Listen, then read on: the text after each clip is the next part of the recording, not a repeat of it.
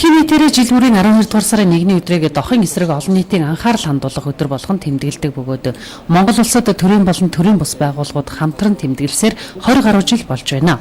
Дэлхийн нийтээр жил бүрийн дохын эсрэг олон нийтийн анхаарал хандуулах энэ өдрийг өгтөж ерөнхий боловсролын сургууль, ихтэй сургуулиудын эрүүл мэндийн ажилтнуудаар дамжуулан өсвөр үеийнхэн оюутан залуучуудад мэдээлэл түгээх, хийдэг хэвээр дохын чиглэлээр ажилладаг төрийн бус байгууллагуудын оролцоог дэмжих, дуу хоолойг олон нийтэд хүргэх ажлуудыг хийсээр байгаа юм а.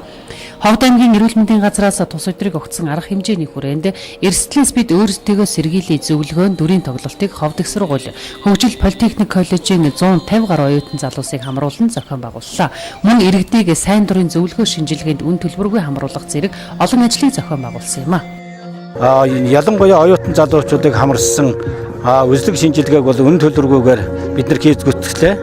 Мөн оюутан залуучуудаа мэдлэг боловсролын дэвшлүүлэхийн тулд зохиосны сургууль сурталчилгаануудыг үе шаттайгаар зохион байгуулж явуулж байна. Манай оюутны холбооны зүгээс энэ өдрийг тохиолдуулаад Ховд аймгийн эрүүл мэндийн газар, засаг дарганы хамгааллын газар, цагдаагийн байгууллагатай хамтраад энэхүү өдөртлөгийг зохион байгуулж байна. Энэ өдөртлөгийн хүрээнд өчигдөр, уржигдөр бол манай сургуулийн эмчтэйгээ оюутны холбоо маань хамтраад бүх оюутнуудаа одоо энэ ХДХ вирусын эсрэг шинжилгээнд хамруулсан байгаа. Дохын халдвар нь 1982 онд дэлхийд бүртгэгдсэн бол манай улсад 1992 онд анх бүртгэгдсэн байдаг. 2015 онд дохын халдварын чиглэлээр хийсэн судалгаагаар тус онд дэлхийд 17 сая хүн ретровирусын эсрэг эмчилгээнд хамрагдсан, 36.8 сая хүн ХДХ-ийн халдвартай, 2.1 сая хүн шинээр халдвар авсан, 1.1 сая хүн дохын улмаас нас барсан гэсэн тоон үзүүлэлт байдаг.